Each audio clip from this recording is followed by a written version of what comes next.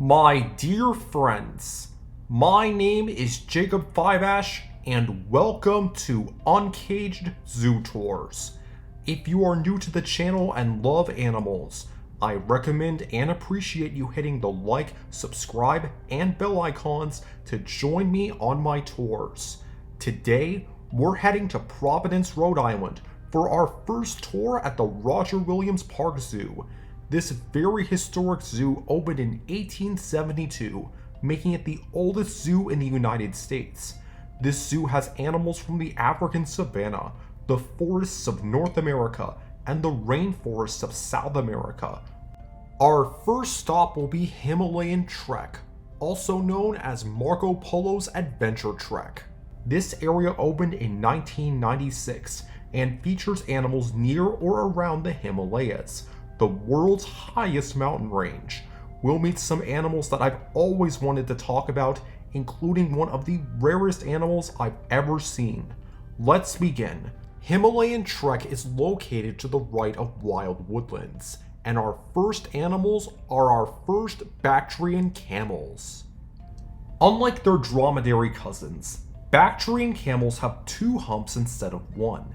In fact, a Bactrian camel's humps are shaped like a capital B, while a dromedary's humps are shaped like a capital D. Unlike other animals, camels don't sweat very much, and their feces are so dry that they can be used to light fires. One of the best times to see the camels is at 11:30 a.m. for the Camel Keeper Chat. Now, ladies and gentlemen, our next animal is one of the rarest mammals you might find in a zoo. Say hello to the moonbear, also known as the Asiatic black bear. These bears get their name from the white mark on their chests, which resembles a crescent moon. Moonbears also have 2-inch long claws and powerful forelimbs that help them climb trees. In fact, they spend half of their lives in the trees. However, moonbears are not only threatened by deforestation, but their bile, which is in their gallbladder, is also used in medicine. However, moonbear bile contains no medicinal value.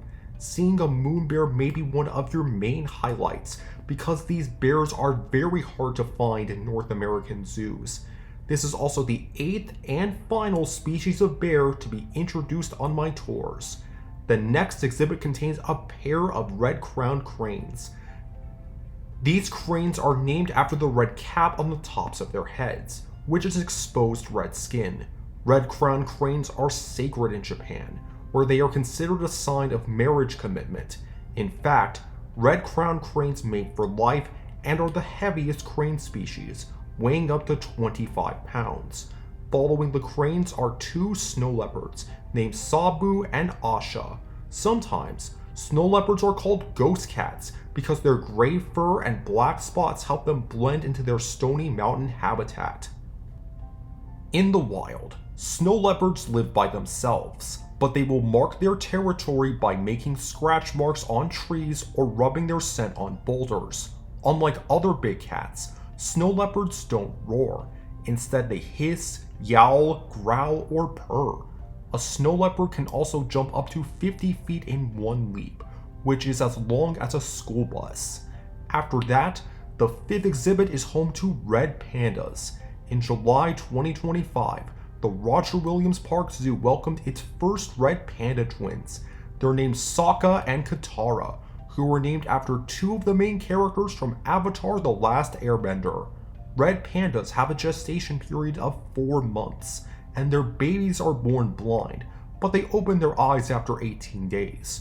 A red panda cub may stay with its mother until a new litter is born.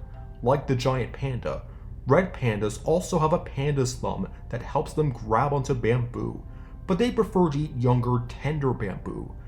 Despite their name and bamboo diet, red pandas are part of their own family, Aluridae. The final habitat is home to another new animal, our first takins. What is a takin? At first glance, the takin looks like a mix between a bison, a wildebeest, a goat, and an antelope, but they are more closely related to sheep. The takin has a very large swollen nose that warms up the cold air when the takin takes a breath. Like mountain goats, takins have split hooves that give them good footing on rocky cliffs. Every spring, takins gather in large herds and migrate up the mountains in search of fresh food. When it starts to get cold, the takins move back down the mountains. As they travel back and forth, takins use the same paths over and over. And that wraps up our first tour of the rogerwilliamsparkzoo. This exhibit was a lot of fun, but we still have more to see. Our next adventure at the rogerwilliamsparkzoo will be at Wild Woodlands. We'll see rattlesnakes, a bison, a black vulture, and witness the long-awaited return of wild turkeys and pronghorn. We'll also meet the zoo's local peacock and even see a 9-banded armadillo being pet by yours truly. Today's question is, if you were to visit the Himalayas, what animals would you want to see and why? Thank you for watching my videos, and I'll see you next time. You're smart, creative, and kind.